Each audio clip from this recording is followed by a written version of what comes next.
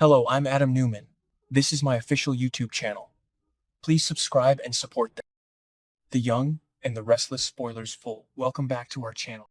Today is a spectacularly chaotic Thursday, and we hope you have your iced coffees ready because the drama we are about to unpack is absolutely off the charts.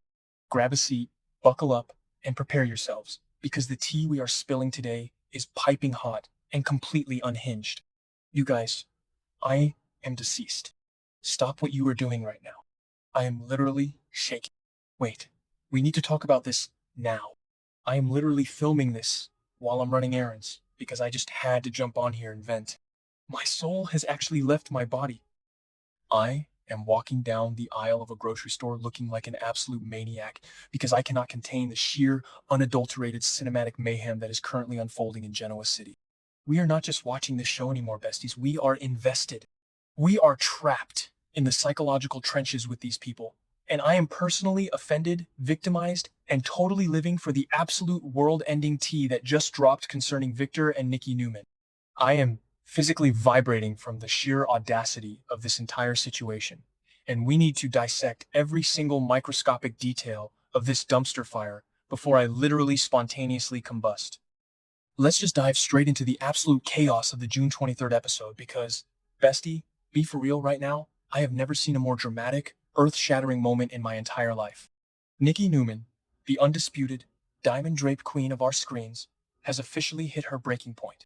She and Victor have been at each other's throats for what feels like an eternity, trapped in this endlessly toxic cycle of arguing.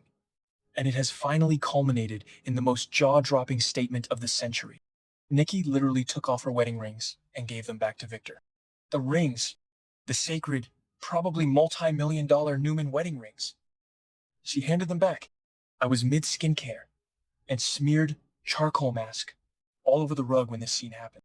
Literally had to yeet my phone across the room. The symbolism, the sheer, unadulterated drama of Nikki deciding that this marriage is completely, unequivocally over and making this bold, undeniable statement. It is giving major, I cannot even energy, and I am here for her, finally standing up for herself. Wait, backtrack for a second, I missed a step. The medical diagnosis. Oh my God, the medical diagnosis. We all knew Nikki was suffering from these blinding, terrifying headaches, and she was in an absolute panic, thinking she was literally at death's door. But the truth is finally out, and it is genuinely so much worse than we thought. It's not just a symptom of her MS. It is a brain tumor, a literal brain tumor that carries the horrifying risk of causing total, permanent blindness, regardless of whether she has surgery or not. I am literally hyperventilating right now. The stakes are astronomical.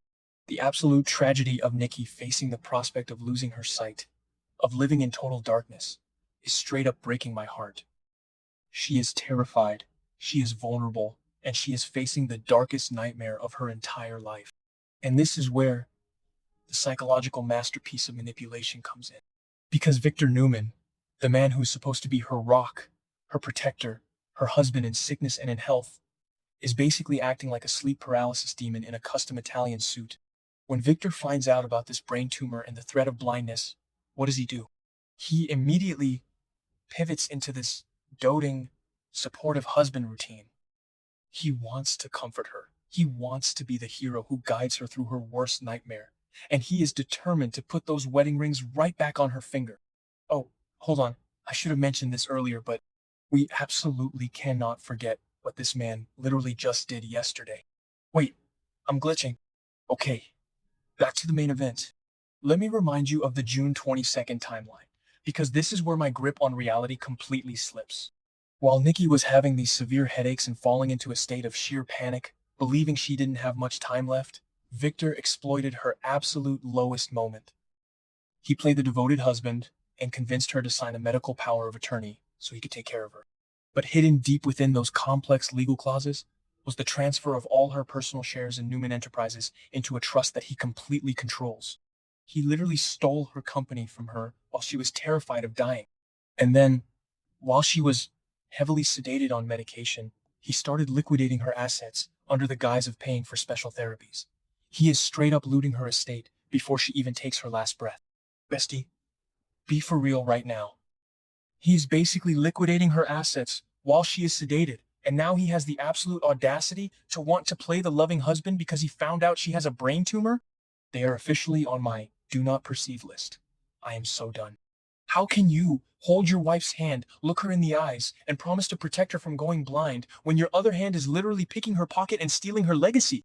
It is the most unhinged, sociopathic, diabolical betrayal I have ever witnessed on television, and I am screaming into a pillow just thinking about it. Which is honestly so unhinged. The metaphor here is genuinely sending me into an existential crisis. Nikki is facing literal, physical blindness from this tumor, but she is also entirely blind to the financial and emotional betrayal her husband is orchestrating right under her nose. She doesn't know that the man holding her while she cries about losing her vision is the same man who is quietly draining her bank accounts and stripping her of her corporate power. It is a cinematic masterpiece of cruelty, and I am straight up unwell. And don't even get me started on the vibes. Have you noticed the lighting in the ranch lately? It's all dark and shadowy, perfectly reflecting the absolute sinister energy Victor is radiating. And Nikki, in her silk robes, looking so fragile and ethereal, while this corporate vampire hovers over her. It's giving gothic horror. It's giving Edgar Allan Poe, and I am totally spiraling over the aesthetic choices of this betrayal. Did I say that yet? Ugh, my brain is mush. Moving on, let's talk about Victoria. Thank God for Victoria Newman, because she is the only person in Genoa City right now who actually possesses fully functioning brain cells. Victoria is watching her father suddenly take over her mother's medical and financial affairs, and she is watching him liquidate these assets, and she is putting the pieces together. She is starting to suspect that Victor is scavenging her mother's estate. Victoria is going to be the one to blow this wide open, and I am manifesting a total dumpster fire by the next update when she finally confronts him. But wait, we have to talk about the vow renewal. Yes, you heard me correctly. Because Victor is so desperate to maintain this facade of the ultimate savior, and because he wants to lock Nikki down emotionally while he robs her financially, there are rumblings that this whole crisis is going to inspire a deeply emotional vow renewal ceremony. I am literally hyperventilating right now. Imagine it. Victor and Nikki standing there, renewing their vows, in sickness and in health, for richer or for poorer. He is literally making her poorer while she is sick. The absolute, unmitigated gall of this man to stand at an altar and promise to love and cherish her while he has a legally binding document in his safe that strips her of her Newman shares. I'm calling it the villain arc is about to go nuclear. Victor is going to take those rings that Nikki so bravely handed back to him, and he is going to slide them back onto her finger. He is going to make this grand, sweeping, romantic gesture, promising that he will never let her go, that he will be her eyes if she goes blind, that he will stand by her through the surgery and the terror. And Nikki, because she is so terrified and so vulnerable, is going to resist at first. We know she will put up a fight, but eventually, the sheer terror of facing this brain tumor alone is going to break down her walls, and she is going to succumb to his comfort. She's going to let him put those rings back on. She is going to lean on him. And it makes me want to scream because we, the audience, know the monstrous truth. Send help. My soul has actually left my body. I cannot handle the dramatic irony. I am pacing around my kitchen right now, just rambling into my camera, because the emotional damage this storyline is inflicting on me is astronomical. How are we supposed to watch a beautiful, tear-jerking vow renewal ceremony knowing that the groom is a literal corporate predator who used his wife's fear of death to steal her stock options? It's too much. It is genuinely too much. Did I say that yet? Ugh, my brain is mush. But seriously, think about the history here. Victor and Nikki have survived everything. They have survived affairs, divorces, shootings, kidnappings, and fake deaths. But this is a fundamental violation of trust on a level we have never seen. He didn't just cheat on her. He weaponized her medical trauma. He used her panic attacks and her blinding headaches as a distraction to get her signature on a fraudulent document. And now that he knows it's a brain tumor, he's doubling down on the devoted husband act to ensure she never looks at the financial statements. Manifesting a total dumpster fire by the next update, because when Nikki inevitably finds out the truth, and she will, because Victoria is already sniffing around the fallout, is going to be apocalyptic. Nikki's going to burn the Newman Ranch to the ground.